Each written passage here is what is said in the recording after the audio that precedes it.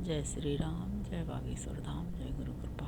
आज हम वाल्मीकि रामायण के अरण्य कांड के 65वें सर्ग को हिंदी में पढ़ेंगे। जय राम रमारमणम समनम भवताप भयाकुल पाहि जनम अब देश सुरेश रमेश विभो शरणागत मागत पाहि प्रभो। जय राम रमारमणम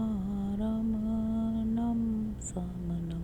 जय श्री राम। 65वां सर्ग हिंदी में।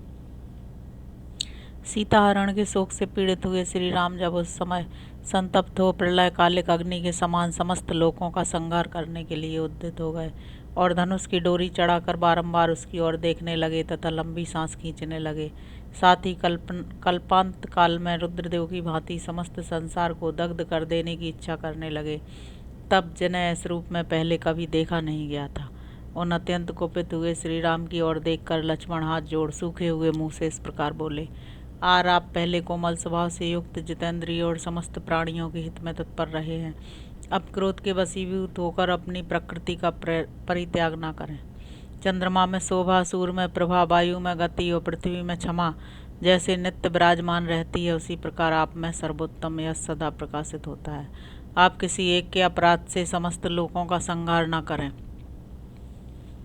मैं यह जानने की चेष्टा करता हूँ कि यह टूटा हुआ युद्धोपयोगी रथ किसका है, अथवा किसने इस उद्देश्य से जुए तथा अन्य उपकरणों सहित इस रथ को तोड़ा है, इसका भी पता लगाना है। राजकुमार, यह स्थान घोड़ों की खुरों और थके पहियों से खुदा हुआ है, साथ ही खून की बूंदों से सिंच उठा है।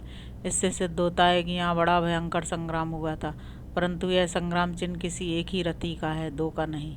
वक्ताओं में श्रेष्ठ श्री राम, मैं यहाँ किसी विशाल सेना का पद चिन्ह नहीं देख रहा हूँ, अतः किसी एक के ही अपराध के कारण आपको समस्त लोगों का विनाश नहीं करना चाहिए, क्योंकि राजा लोग अपराध के अनुसार ही उचित दंड देने वाले, कोमल स्वभाव वाले और शांत होते हैं। आप तो सदा ही समस्त प्राणियों को शरण देने वाले तथा उनकी परम गति हैं। रघुनंदन, आपकी स्त्री का विनाश या अपहरण कौन अच्छा समझेगा। जैसे यज्ञ में दीक्षित हुए पुरुष का साधु स्वभाव वाले ऋत्विज कभी अप्रिय नहीं कर सकते, उसी प्रकार सरिताएं, समुद्र, पर्वत, देवता, गंधर्व और दानव ये कोई भी आपके प्रतिकूल आचरण नहीं कर सकते। राजन, जिसने सीता का अपहरण किया है उसी का अन्वेषण करना चाहिए। आप मेरे साथ धनुष हाथ में लेकर बड़े बड़े ऋषियों की सहायता से उसका पता लगावें। हम सब लोग एकाग्रचित्त हो समुद्र में खोजेंगे, पर्वतों और वनों में ढूंढेंगे, नाना प्रकार की भयंकर गुफाओं और भांति भांति के सरोवरों को छान डालेंगे तथा देवताओं और गंधर्वों के लोकों में भी तलाश करेंगे। जब तक आपकी पत्नी का अपहरण करने वाले दुरात्मा का पता नहीं लगा लेंगे, तब तक हम अपना यह प्रयत्न जारी रखेंगे। कौशल नरेश, यदि हमारे शांतिपूर्ण बर्ताव से देवेश्वर गण आपकी पत्नी का पता नहीं देंगे, तो उस अवसर के अनुरूप कार्य आप कीजिएगा। नरेंद्र, यदि अच्छे शील स्वभाव, सामनीति, विनय और न्याय के अनुसार प्रयत्न करने पर भी आपको सीता का पता न मिले, तब आप सुवर्णमय पंख वाले महेंद्र के वज्रतुल्य बाण समूहों से समस्त लोगों का संहार कर डालें। इस प्रकार श्री वाल्मीकि निर्मृतार्थ रामायण आदि काव्य अरण्य कांड में 65वां सर्ग पूरा हुआ। अब हम 66वां सर्ग हिंदी में पढ़ेंगे। श्री रामचंद्र जी शोक से संतप्त हो अनाथ की तरह विलाप करने लगे। वे महान मोह से युक्त और अत्यंत दुर्बल हो गए। उनका चित्त स्वस्थ नहीं था। उन्हें इस अवस्था में देखकर सुमित्रा कुमार लक्ष्मण ने 2 घड़ी तक आश्वासन दिया।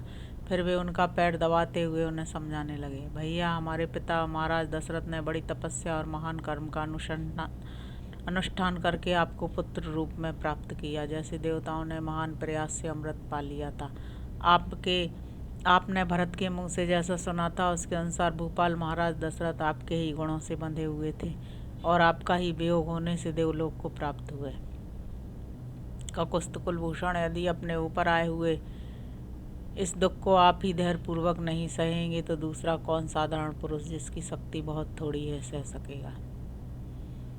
नरश्रेष्ठ, आप धैर्य धारण करें। संसार में किस प्राणी पर आपत्तियां नहीं आती। राजन, आपत्तियां अग्नि की भांति एक क्षण में स्पर्श करती और दूसरे ही क्षण में दूर हो जाती हैं। पुरुष सिंह, यदि आप दुखी होकर अपने तेज से समस्त लोगों को दग्ध कर डालेंगे, तो पीड़ित हुई प्रजा किसकी शरण में जाकर सुख और शांति पाएगी। यह लोक का स्वभाव ही है कि यहाँ सब पर दुख शोक आता जाता रहता है। नहुष ययाति इंद्र के समान लोक को प्राप्त हुए थे, किंतु वहाँ भी अन्याय मूलक दुख उनका स्पर्श किए बिना ना रहा। हमारे पिता के पुरोहित जो महर्षि वशिष्ठ जी हैं, उन्हें एक ही दिन में 100 पुत्र प्राप्त हुए और फिर एक ही दिन वे सबके सब विश्वामित्र के हाथों से मारे गए। कौशलेश्वर, यह जो विश्ववंदिता जगन्माता पृथ्वी है, इसका भी हिलना डुलना देखा जाता है। जो धर्म के प्रवर्तक और संसार के नेत्र हैं, जिनके आधार पर ही सारा जगत टिका हुआ है, वे महाबली सूर्य और चंद्रमा भी राहु के द्वारा ग्रहण को प्राप्त होते हैं। पुरुष प्रवर बड़े बड़े भूत और देवता भी दैव के अधीनता से मुक्त नहीं हो पाते हैं, फिर समस्त देहधारी प्राणियों के लिए तो कहना ही क्या है। नरश्रेष्ठ इंद्र आदि देवताओं को भी नीति और अनीति के कारण सुख और दुख की प्राप्ति होती सुनी जाती है, इसलिए आपको शोक नहीं करना चाहिए।